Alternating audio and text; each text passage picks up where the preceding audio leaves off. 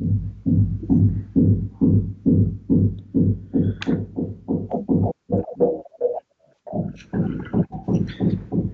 good morning, everyone. I think we can start now. So once again, I would like to welcome everyone. Wish you all a very good morning and welcome to our webinar on standing out in top tier college admissions by showcasing your research work. The Global Research Hub team is thrilled that all of you have joined us this Sunday morning. I am Arun Reddy. I'm co-founder of Global Research Hub. I'm a computer engineer from Carnegie Mellon University in Pittsburgh, Pennsylvania, where I did my bachelor's and master's in computer engineering. And I graduated in 2012. After that, I worked in the US for a few years and then returned to India and have started Global Research Hub, which helps in giving students at the high school and undergraduate level guided experience to pursue impactful research projects. So let's get to the reason why we are all here today. We are here to dive into how research and getting that research published can not only enhance and differentiate your college applications to leading global universities, but also how it sets the stage for lifelong success. So we wish to keep this webinar as interactive as possible, and we will have a question and answer session at the end where you can ask your questions from our distinguished speaker. If during the course of the webinar you have any questions, please type them in the chat window, and our team will make every effort to make sure that all your questions are answered. By default, everyone's mic is set to mute to minimize any background noise and to make sure we have clear audio during the webinar.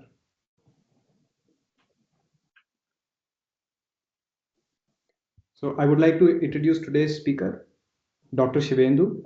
So Professor Shivendu is an associate professor of information systems at the University of South Florida. Before that, he was an assistant professor at University of California at Irvine.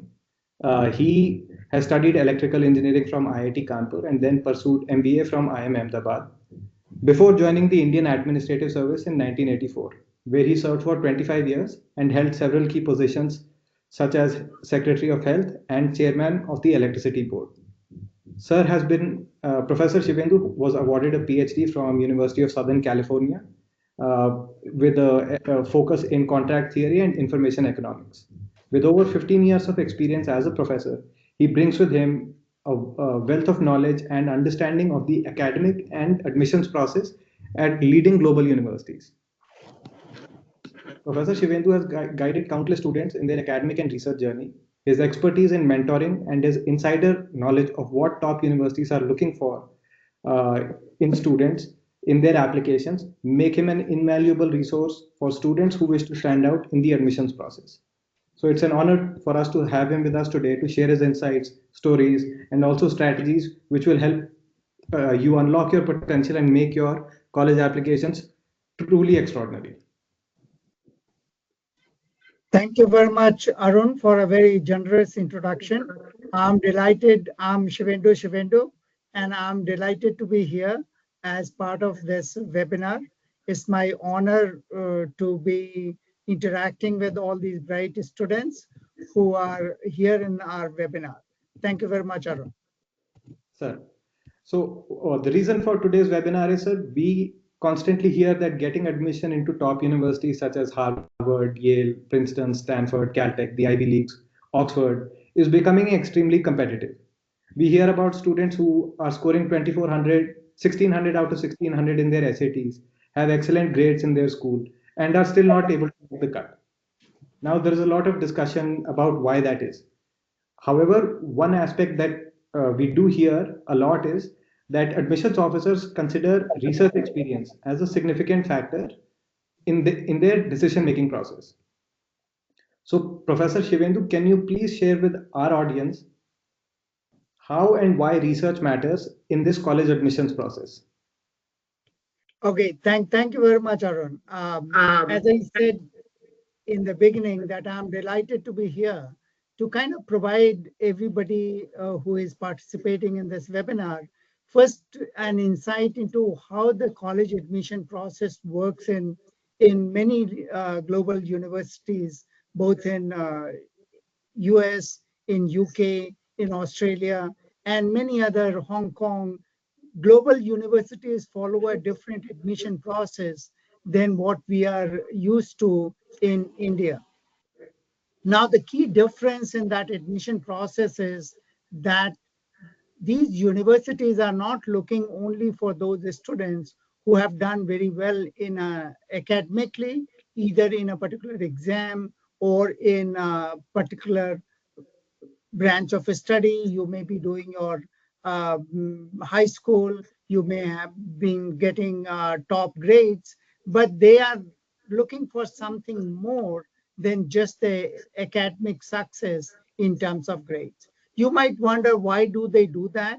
Because in to their mind, they are recruiting people. All these leading universities are not only trying to recruit students who are good in a field of study, but they are also looking for people who will be future thought leaders, who will bring new knowledge, who will lead that whatever they are doing after graduation, they will be considered leaders, and that will bring prestige to the university. So it becomes a lot more holistic process than just being dependent on one particular number or a score or a particular grade in a particular school or in any, including SAT scores. Now, the way this process unfolds is that so you might wonder that what happens. You write all these essays, there are different types of prompts which are there in the application process. Who reads them and how they get evaluated?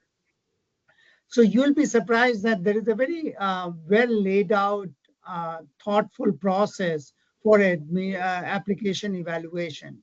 Large number of people who are working in the university, either in staff positions or even in academic positions, they are asked voluntarily to join this evaluation process. They are trained into what the university is looking for as the key attributes besides the grades, etc., in the applicants. The three things that universities focus on when these evaluators read your application is that your answers original? Are they authentic? Do they look like something that you are writing, or it is something that has been made up?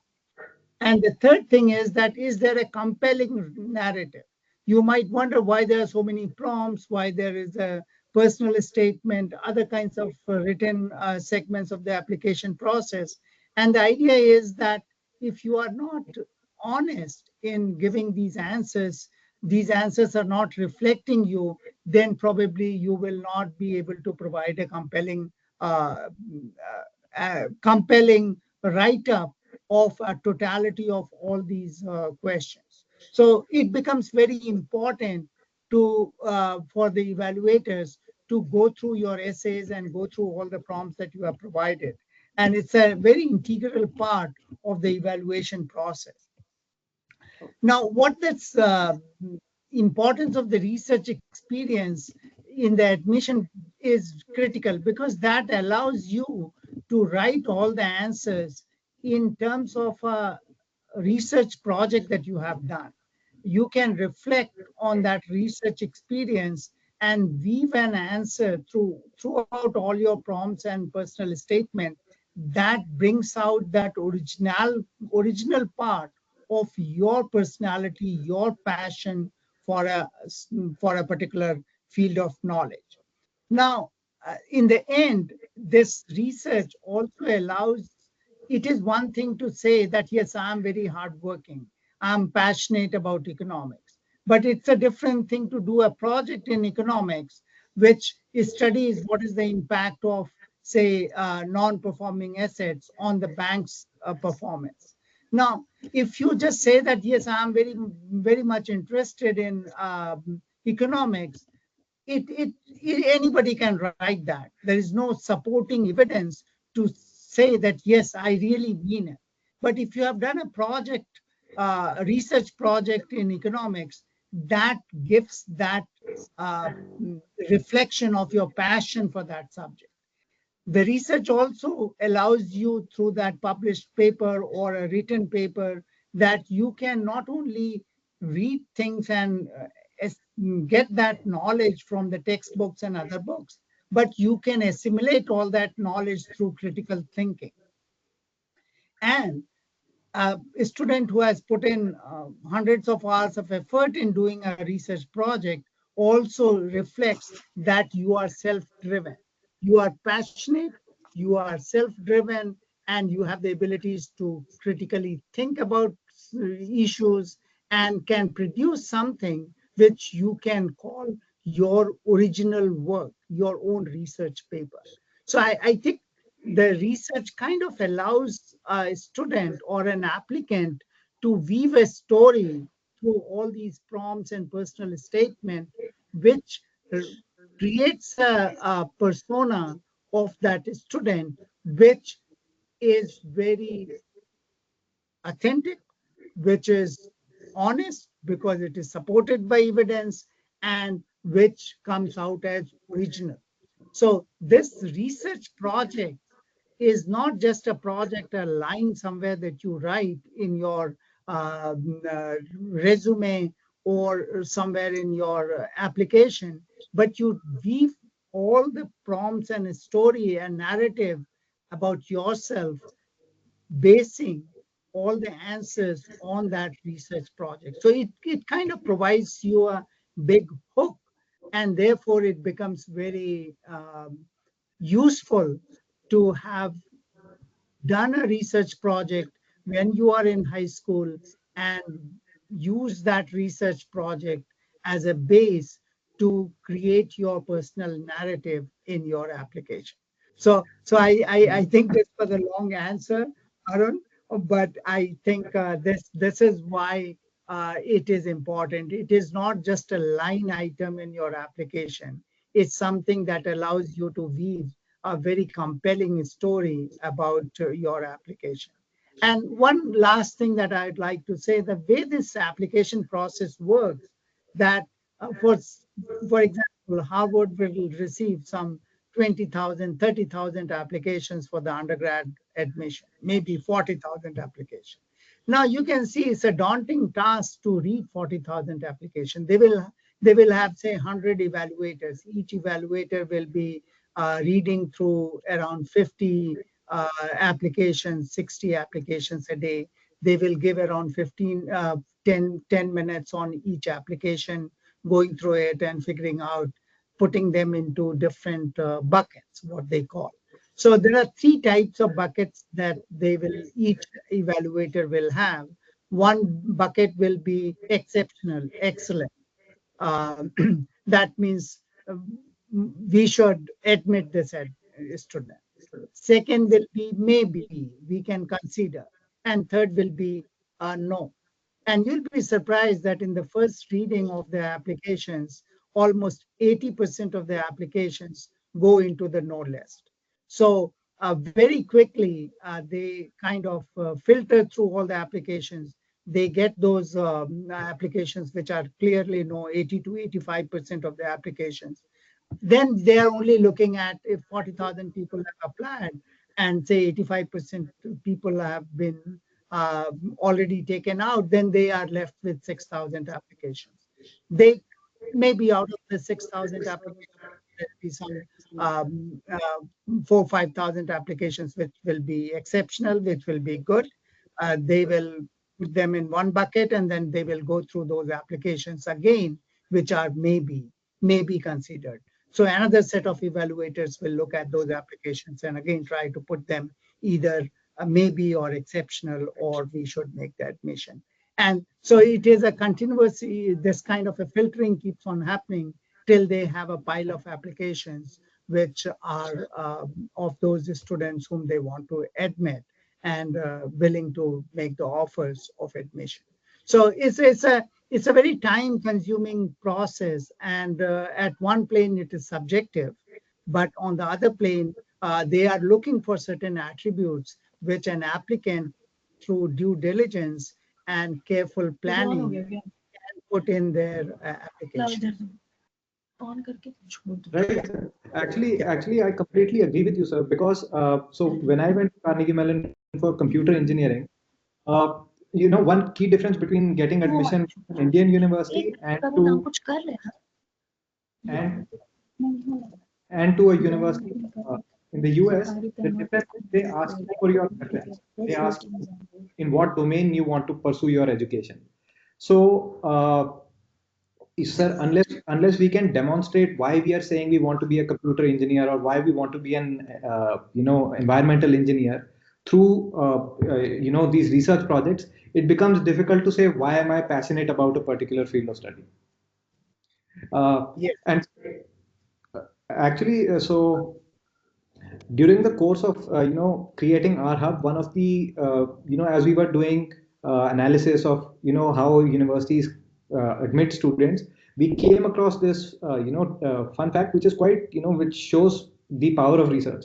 Over 70% of admissions officers say that research experience is actually a very significant factor in their decision making process.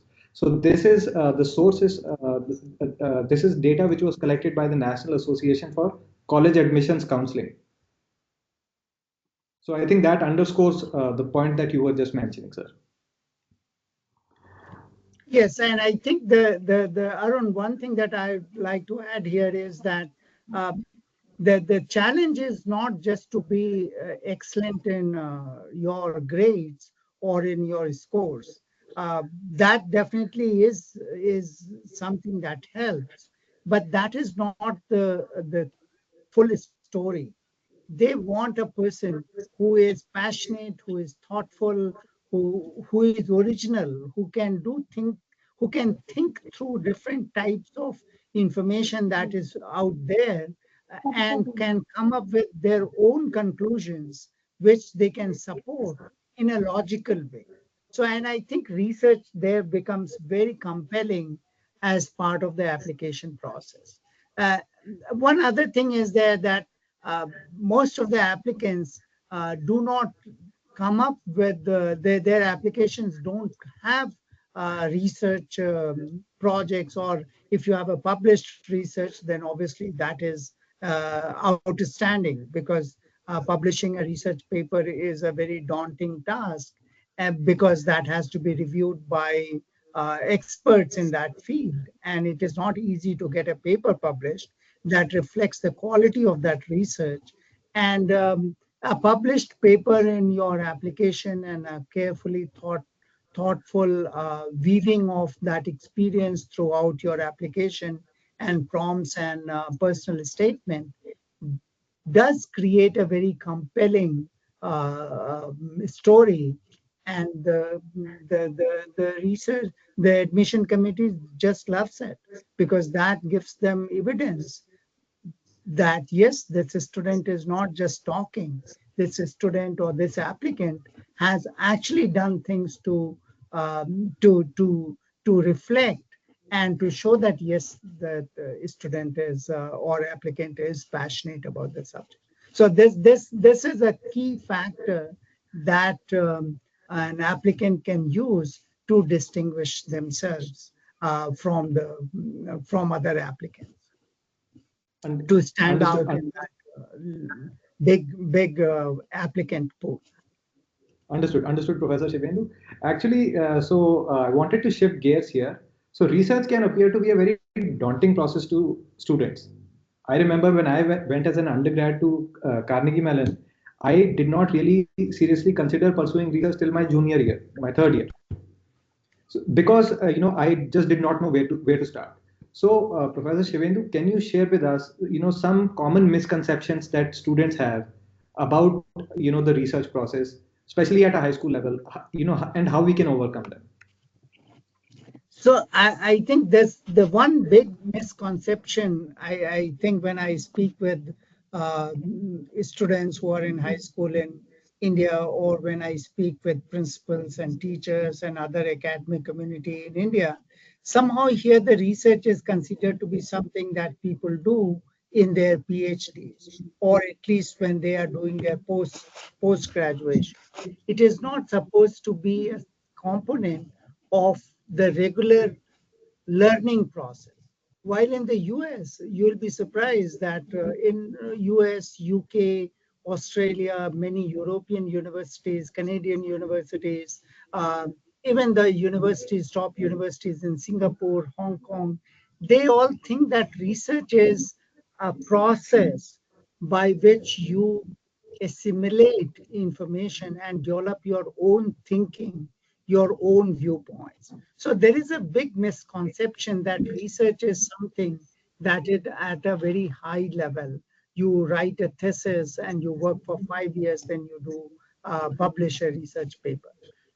The second thing that is there is a misconception about research is that it is something that only some people can do and others can't do. It requires a lot of special skills to do research, which is not true. Research is a particular process, and following that process, one can achieve wonderful outcomes in research. So, if you look at some of the examples of research projects, a simple research project like if you look at we live in the world of the internet, and all the time the privacy issues, how what personal information can be shared. As many of you who are in India know that there are all kinds of digital scams going on and all kinds of problems are happening.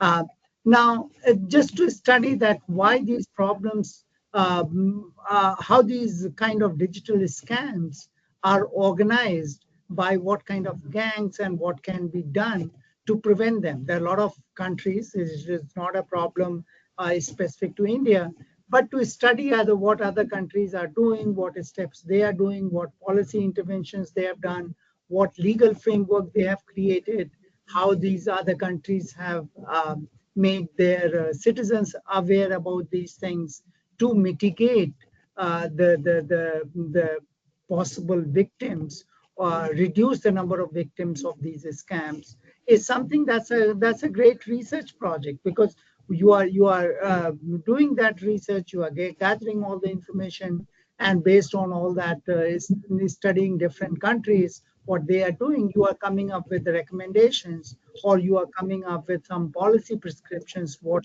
India can do to uh, to to reduce the number of victims who are suffering because of these scams. There may be need for changing our laws. There may be need for making some of the ISPs more responsible or accountable. There may be opportunities for data protection so that the private information is protected and is not shared. So those kinds of things are day-to-day things. Research through the research process, one can come to a conclusion and be very useful to the society. So this is the one big misconception is that research is for the PhD level or for very senior people. It is not for students who are in school. School students are just supposed to read their textbooks and not go on the textbooks, which is not true. Research is a development learning process to gather and develop one's own critical thinking and assimilate information which is out there. Right, Professor. Actually, Professor, so there is another common query that we get. Students want to understand. So you have guided and mentored so many students. So could you share with us some success stories of students, who you have seen, come into the undergrad, and then, the impact that, doing research has had on their, not just their college journey, but beyond. Yeah, you are right, Arun. So let me share an example of we were looking at the applications of students who had applied, and we were trying to figure out whom to how to uh, a large number of applicants were there, and figuring out ways to filter them, and obviously the research projects were important.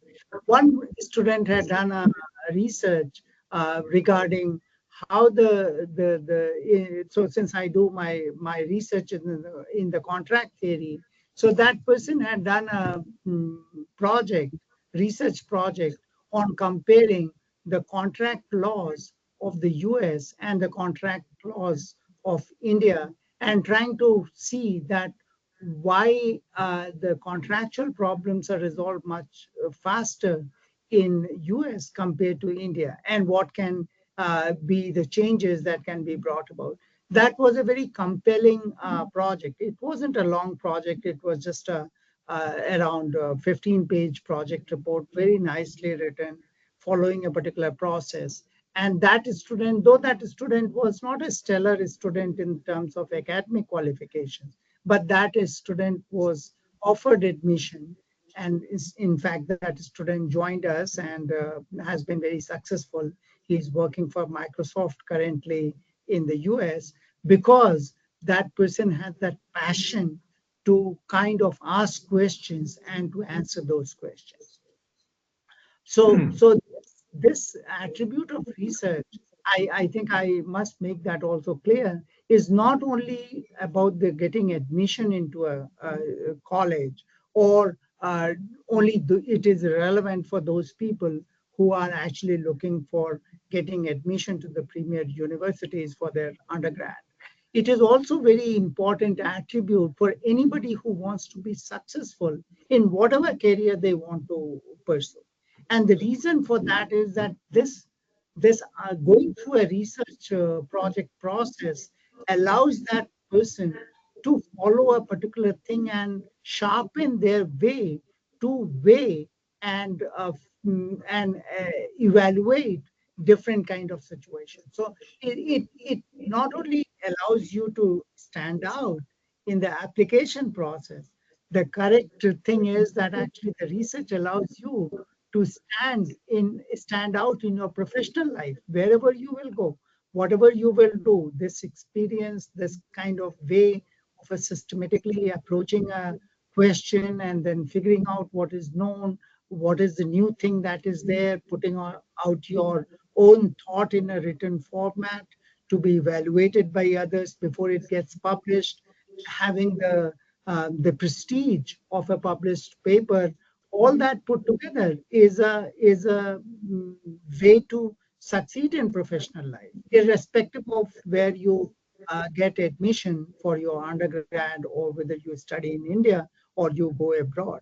So I think this research, though I think, as Arun, you were talking, that yes, it is important for admission in top universities and in international universities in either US, Canada, UK, Europe, Hong Kong, Australia, anywhere. But it is more than that. What I'm trying to say is that the research, being successful in research, is just more than just being getting an admission. It's a path for a lifelong success in your professional life. Understood, sir. Understood. Sir, actually, I think we are near the halfway mark. So we want all the participants to take a moment. Our team has put up a poll. We would like to just hear from you whether you have participated in a research project or would like to. So if we can just take a brief moment and fill out the poll.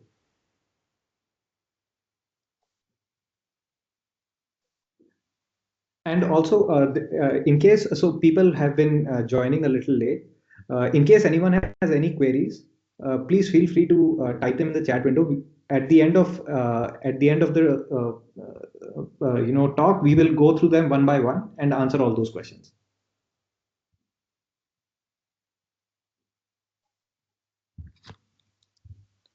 So we'll just take a moment and then we'll move on. Arun, I'll be interested in knowing the final count. How many participants have actually participated in a research project? Sir, we'll compile and share. Okay, yeah, sure. Okay, if anyone has any issue in accessing the poll, please drop a message in the chat. I think, sir, yeah. So participants can do this, sir. We can move on, and we will compile the results, and we'll get back. So, sir, the second part of the webinar we wanted was, okay, you have done a research project, let us say. How do you how do you translate that into a compelling story in a college application? Basically, the communication part. You have done the work.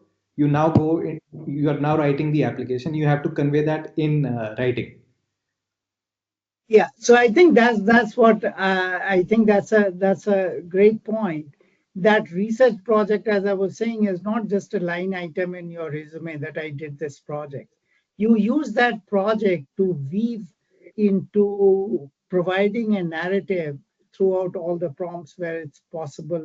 Definitely in your personal statement, definitely where you are writing about why you are applying for a particular major, or particular, you are passionate about a subject.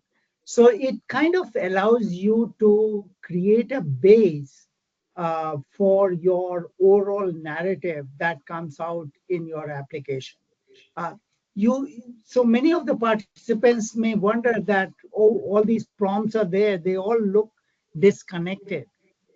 You write this thing, you write that thing. And one of the big pointers as an evaluator people use, if all these prompts have been answered in a way that they don't connect in a compelling way.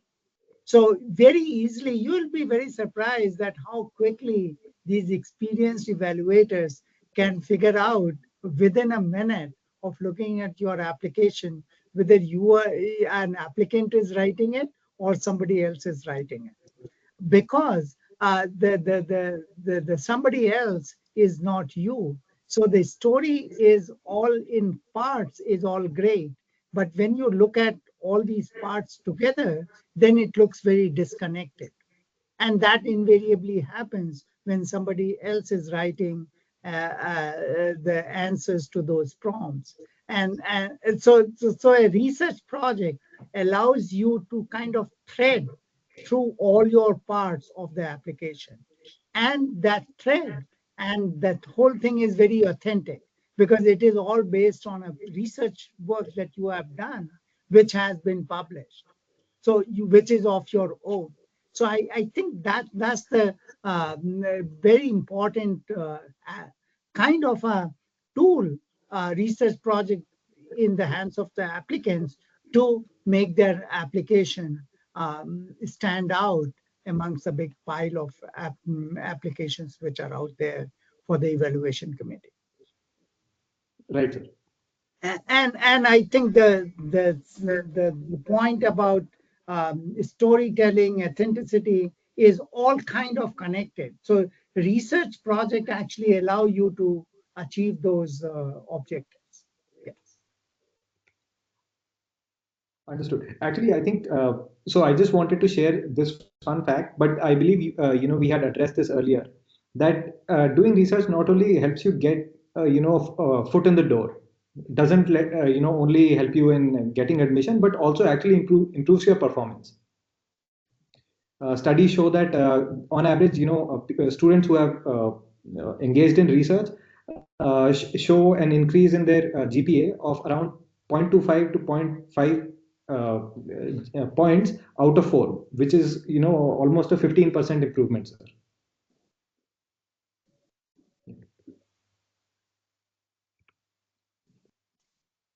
Right. So, sir, Professor Shivendu, you have discussed the importance of research. We have also talked about how we can weave research into our college application essays. But let's say we roll back the years. Let's take my example. I am a high school student in grade 9, grade 10, grade 11, and I've decided that I want to pursue my higher studies abroad. Now I know that doing research will help me, but how do I actually start the journey of research exploration? Could you please guide us through that process? Yeah, I think that's a great question, and I think it is one thing to talk about that research is important, and it is another thing to kind of drill down and figure out that actually how does the research project are conceived and executed, and finally the paper that comes out of that research project it becomes eligible to be considered for publication. So let's go through a research roadmap through an example.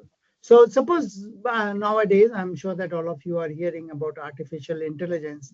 We don't have a don't have time to talk about artificial intelligence and what it means, because it means different things to different people. But suppose one somebody is interested in research project in terms of finding out that what will be the impact of AI applications on healthcare delivery. So your research problem, so suppose this is my interest, I want to understand that what will be the future of healthcare down the line after 5 years as artificial intelligence applications are widely used in healthcare. So first thing will be to figure out what the research problem is. So in order to do the research problem statement, you will read some articles, you will see something, you will understand, okay, so what is healthcare industry, what kind of things are happening in the healthcare industry. So AI is a very broad thing, so am I only looking at hospital care, am I looking at the patient doctor interaction, am I looking at diagnostics, am I looking at radiology, how it will impact radiology practice. Uh, then you try to narrow it down, because this topic about impact of AI on healthcare is very, very broad. And you don't do research on a very, very broad topic. You try to first filter it down to a narrow question. So suppose you narrow it down and you say, okay, so I'm interested in finding out what will be the future of patient doctor interaction. Will there be need for doctors, or will AI tools will I have an AI doctor whom I can talk to, and that AI doctor can do whatever the real doctor is doing today. So now you have narrowed it down, and that becomes your research problem. Now, once this is the most important part of a research roadmap, figuring out a doable, narrow, good, exciting research problem, which will make a compelling case in terms of adding knowledge to the society.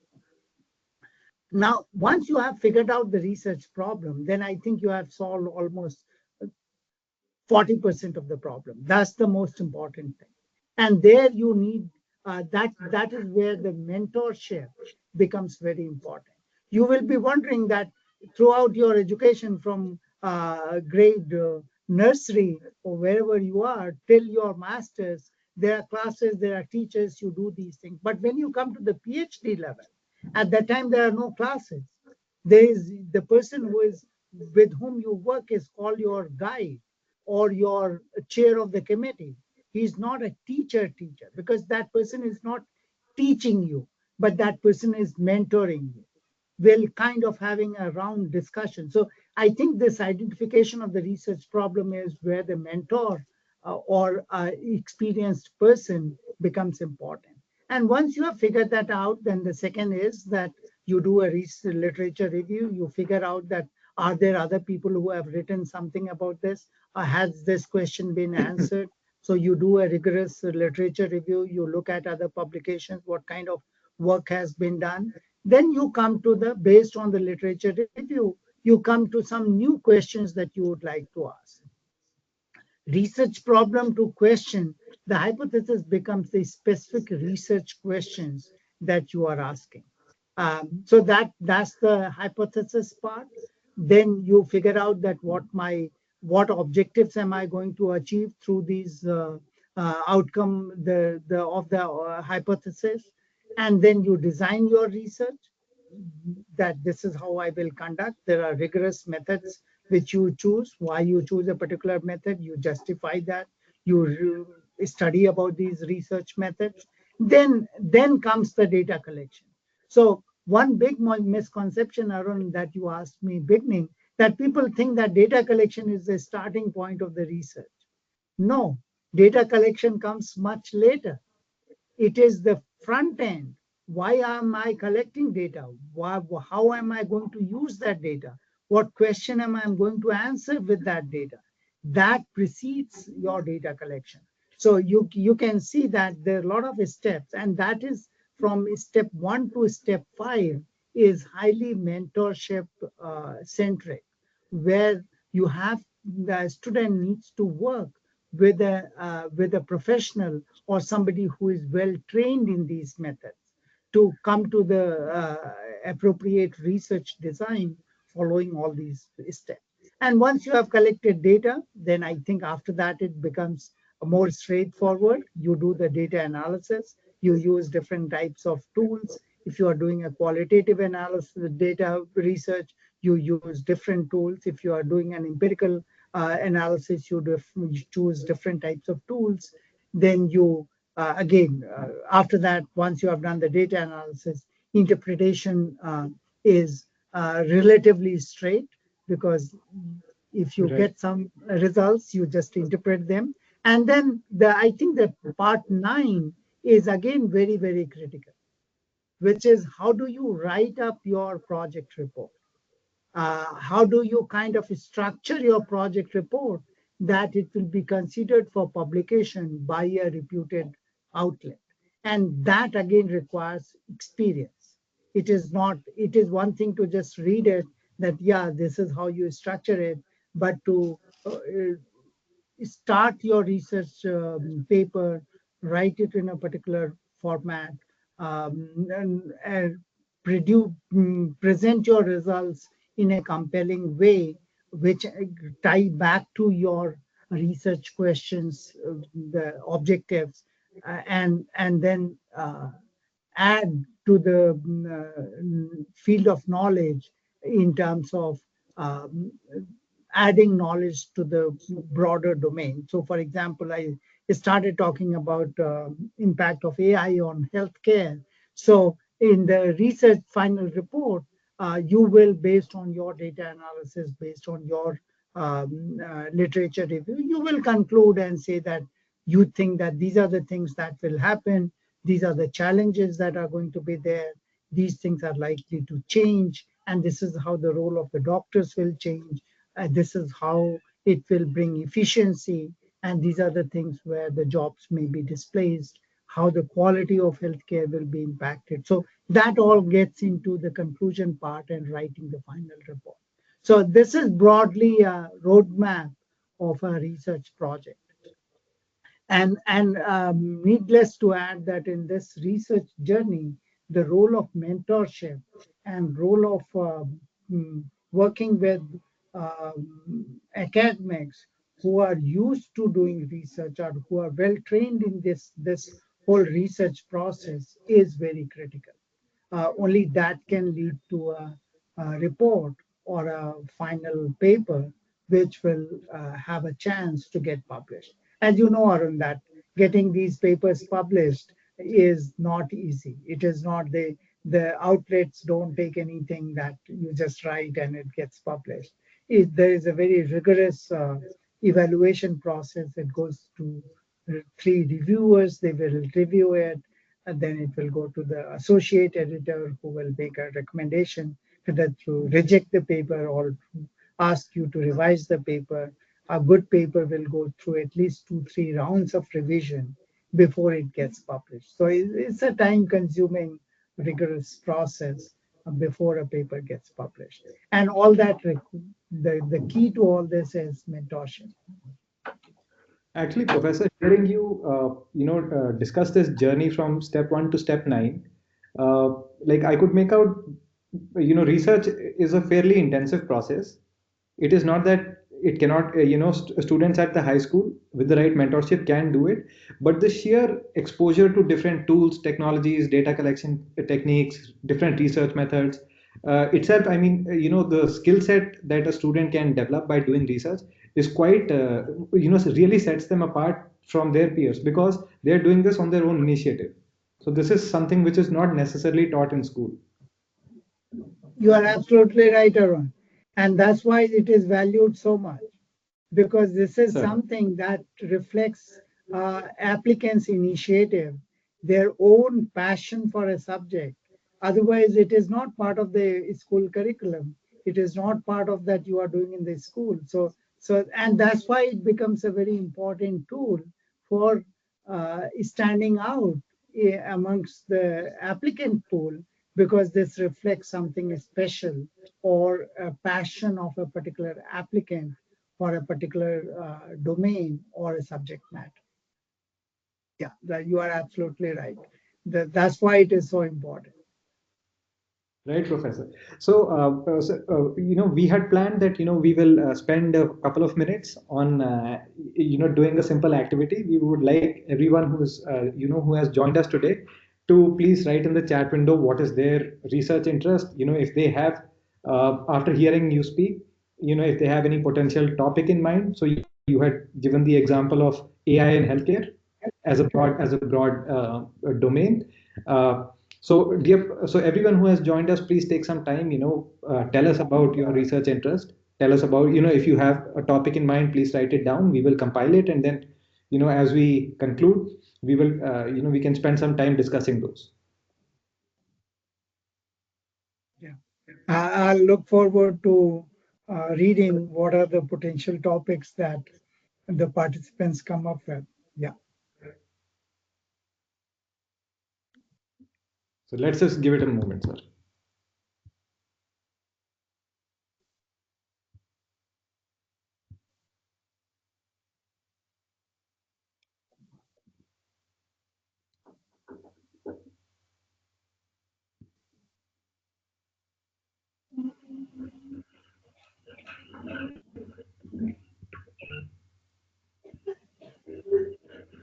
So as everyone is thinking about, the gears in their mind are churning about what topics or what domain they would like to pursue research in.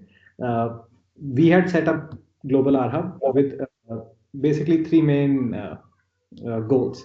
One is to empower students to venture beyond the classroom, something which I was not able to do when I was in grade 9, 10, 11, 12 back in 2005-6, because we did not have the mentorship support available. uh, and as a result, when I went for my undergrad studies, I felt I was at a disadvantage compared to some of my peers who had already, who had come from US, Canada, and they had already started doing research in high school. And then uh, the other goal for objective behind setting up Global R Hub was we want to provide this guided research experience, which helps students stand out in this, which guides them from the choosing their topic to publication, and setting them up, equipping them with those skills needed for success in school and beyond.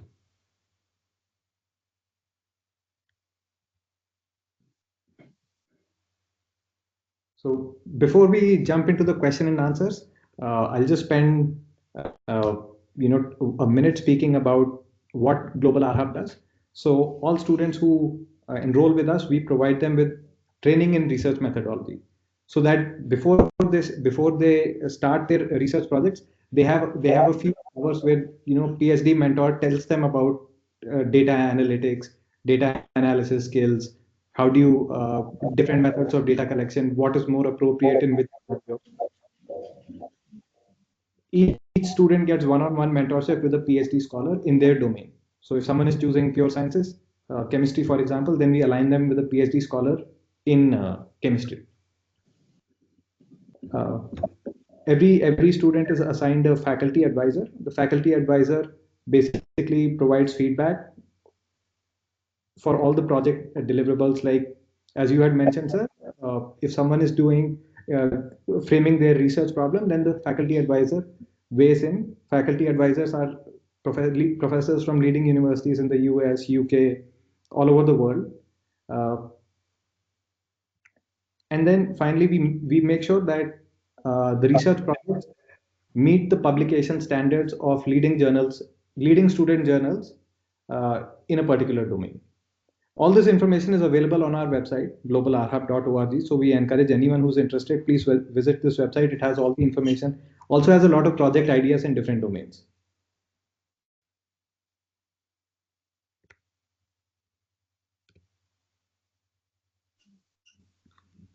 So now we come to the question and answer part.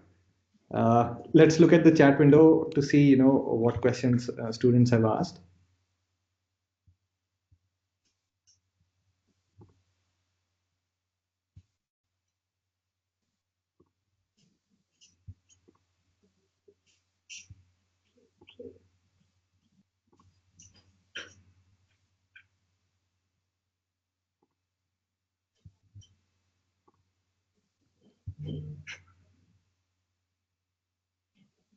So Arun, I think if there are anybody can raise their hand and can ask a question.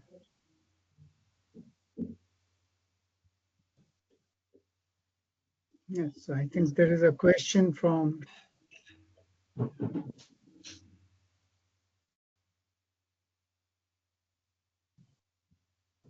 So, There is a question from HB Siddhnath. Yeah, Siddhanath, please yes. go ahead.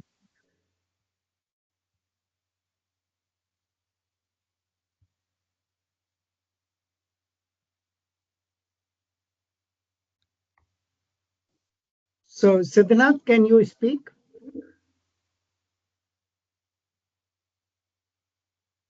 Okay, I think. So, the topic that HB Siddhanath had chosen sir, is climate change vector, climate change vector-borne diseases and its impact on under 5 children. Yes, so I think that that's before I go, I think there was another question. Before this is a very broad topic. So I think if we have to look at it, the first thing that we would need to do is to kind of make it more focused. Climate change itself is a broad subject. It means very different things. So if we first, maybe it's a good idea to narrow it down to just say what will be its impact on a particular country. Like say, for example, if you take India, um, and then climate change can mean the global warming, the average temperatures will go up. It can also mean that the cycle of rain will get disturbed. It can also mean that the seasonality, when you may get long winters and short summers some year. So year to year variations may become more pronounced. So we have to kind of first think about in geographical area, narrow it down to a geographical area, narrow it down in terms of one particular aspect of climate change, which can be related to seasonal patterns, which can be related to rainfall, which can be related to other kinds of severe weather situations, and then narrow it down to another when we talk about health issues for under 5 years of age. Again, we'll make it more specific. The more specific, Siddhanath, you are with your research question, the probability that you'll be able to do a great job and get it published is very high. But that's a fascinating area to work in, and if that is your passion, I'll encourage you highly to, after this webinar, get in touch with the global R Hub people to explore it further. Do you have any follow-up questions, Siddhanath? Uh, Question is being typed. Actually, Siddhanath had earlier also asked a question about, if we can briefly highlight the process, the research process for PhD students. For PhD students. I think that's that I think Siddhanath, that will be a good thing. But I think since these participants, many of the participants are high school applicants, I would like to take that offline, and we can do that later after this webinar is over. Please feel free to get in touch with Arun, and he will connect you with me, and we can go over that offline. Okay, now there was a question by Amita. Yes. So Amita is asking, how long does a research project last? Okay, now, so Amita, I think this is a question that depends on what level of research we are looking at. Normally, a high school research project with somebody who is diligent and hardworking can take somewhere around, depending on how much time you are able to devote.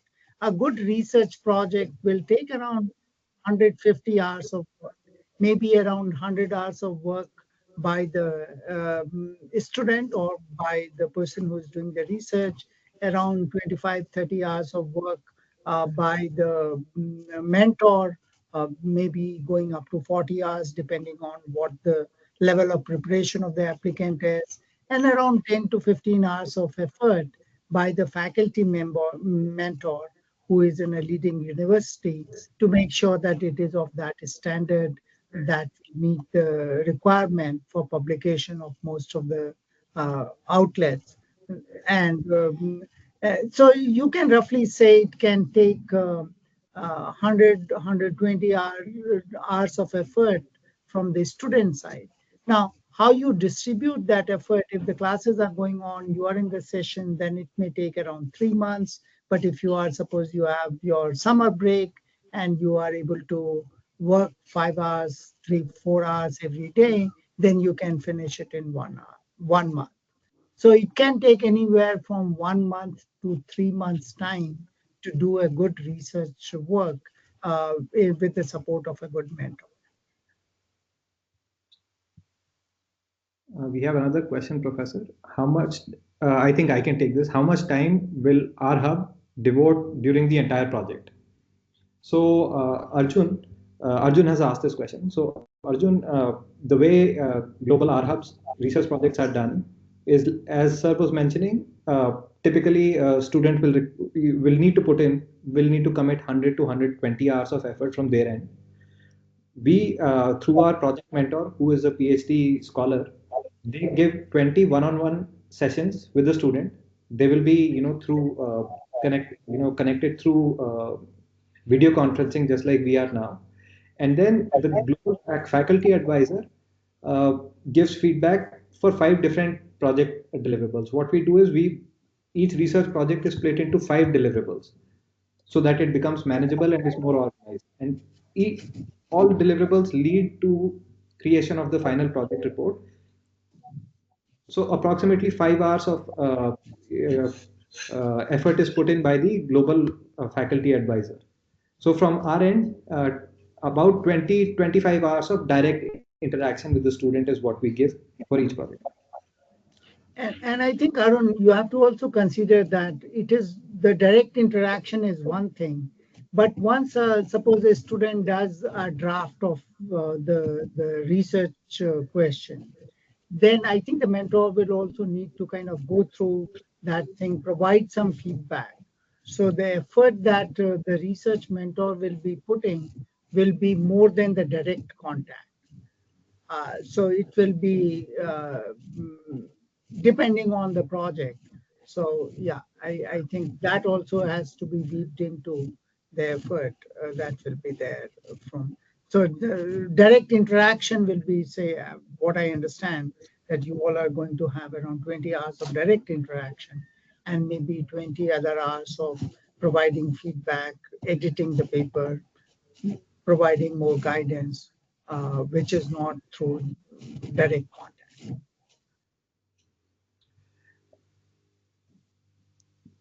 We have a question from Devyani Sinha. So this touches, I think, what I believe you, Professor, were talking.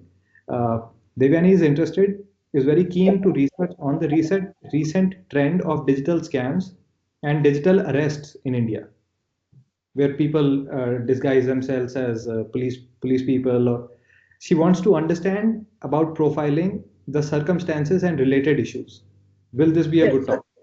Yeah, this is a great topic because the digital arrest or these digital scams have three aspects. One is the modus operandi of the people who are trying to cheat people, what kind of different things they do. And though we are all talking in India, I was doing some research to figure out that has anybody systematically analyzed all the reported cases from newspapers and other things to say that, okay, what are the different nature of digital scams which are taking place? How do you classify these digital scams? That itself is a very useful research area. The other area is that to figure out, again, from the different types of newspaper reports and other things, that who are the potential victims? Are they old people? Are they people living alone? Are they uneducated people? who are the victims and how do I classify victims into different buckets. Third thing is that, okay, what modus operandi do they apply? What kind of story do they weave to kind of persuade a potential victim to do what they want them to do? So that's another part of what kind of stories they weave. Uh, and then the other part is that, okay, again, based on the reports, one can classify what actions have been taken in these cases from the reported cases. Maybe there's at the national level, there is some data repository where one can access that. So this kind of a thing is a great example of doing a research project which is very exciting because everybody talks about it, but no, it requires a lot of time to classify them and then to kind of come up with the solutions to these kinds of problems. So unless we understand the problem clearly, we know what kind of classification, what kind of different methods are being used, who are the potential victims, what kind of a story that they weave. Only when one understands this, then one can come up with solutions to address these problems, because it's not just about making law or catching people, as you all know that that's very hard. So that's a great question. Thank you, Divyani. Arjun has asked a question: will I get help from RHub for publishing my research? So I can That's a take this. question for you, Arun. Yeah, I can take I can take this. Uh, so once a student has chosen, determine what domain they want to pursue a project in, whether it is in AI, emerging technologies, business studies, economics, finance, law, psychology. Uh, Once they identify a domain and we select a topic with them, then one of the first things that our project mentors do is they identify at least three journals where the completed project can be submitted. Once the journals are identified, then we look at their publication standards. We look at their even simple things like formatting, so that the project is developed from the very beginning in the correct format, which aligns with the journal's academic standard and formatting standards. Thereafter, once so the student has to commit that they will spend at least 100 hours, 100 to 120 hours per project. Once that is done, we submit the project to three journals. First to one journal. If if the project is not accepted, then we submit to another and then to another. So recently, we there was a student. She was interested in economics. So we submitted her project to one journal initially, but that did not work out. Later, the International Journal of Finance and Banking has accepted her project, and it will be part of their next volume, which will be published, I think, in January. So what I hear, Arun, the short answer is that yes, our hub will provide support for publication. Yeah, guidance. Yeah, completely. And the second thing that I think from your answer stands out, that publication is not an afterthought. Uh, that once you have finished the project, then you start thinking about publication. You craft a project in the very beginning in such a way that it will have a great chance of getting published. So it's not the afterthought that after you have done everything, then you are thinking where to publish, but you start publication as one of the objectives in the very beginning. That's right, So Pramod. that helps in the whole process. And it's actually core part of the RHub product offering. Because we don't want you to leave with just a project, but rather we want to see your name in a journal. Arun, there is also another question from Amita. Yeah. You can also take Okay. that, please. Okay. Will I get help in selecting the research project which would align with my chosen career path? That's a great question, Amita. So if you visit our website, globalarhub.org, you will see that we have over 10 domains listed there. And within each domain, we have some sample projects as well. So what I would encourage you is please visit the website, select the domain that you're interested in, and then you can the projects are only illustrative, the topics are only illustrative there. You can schedule a counseling session with us. One of our once we know what domain you're interested in, we will set up a counseling call with you with our project mentor who will sit with you and understand your career goals and help you select a topic. So again, the short answer, Amita, is yes. Yes, we will do that. We will do that.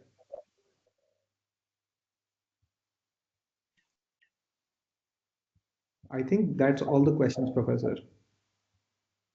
Okay, great. So I'm very happy that we've been able to pretty much finish it. Is there any other question? No, there is no other question. No, sir. Okay, great. I think there's still one hand is up. That is HB Siddhnath's only. Okay, I think, okay, great. Thank you, Siddharth. So thank you very much, Arun, for having me here. I was delighted to provide some insights, and I hope these insights are helpful. Thank you very much to all the participants and to Global R Hub, which gave me this opportunity to talk to all of you. Thank you very much. No, thank you, Professor. So, it was an honor to have you.